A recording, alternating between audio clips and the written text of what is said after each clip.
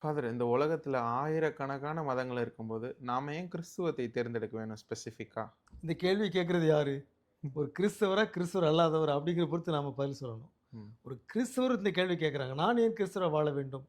அப்படின்னு கேட்கும்போது நம்ம என்ன பதில் சொல்லலாம்னா, உங்களுடைய அனுபவம் என்ன? நீங்க வந்து இயேசுவோடு உறவு கொள்றீங்களா? இயேசுவோடு பேசுறீங்களா? இயேசுவுடைய வார்த்தையை கேட்கிறீங்களா? இயேசு காட்டுற பாதையில் நடக்கிறீங்களா? அது உங்களுக்கு மனநிறைவு தருகிறதா? இயேசு என் ஆண்டவர், இயேசு என் மீட்பர், இயேசு என் இறைவன், இயேசு என் அரண், கோட்டை, பாதுகாப்பு. இந்த அனுபவம் இருக்குதா?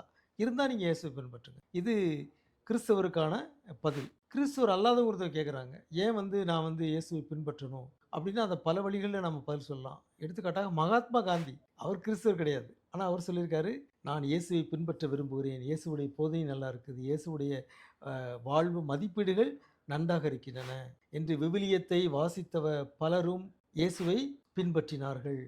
ஏதோ ஒரு வகையில திருமுழுக்கு பெற்று, திருமுழுக்கு பெறாம பல வழிகள். ஆகவே இயேசுவை அறியாதவர்கள், கிறிஸ்தவர் அல்லாதவர்கள் கூட இயேசுவுடைய வாழ்வு முறையை, வாழ்வு நெறியை கண்டு வியந்து, மகிழ்ந்து அதை பின்பற்றுபவர்கள் இருக்கிறார்கள்.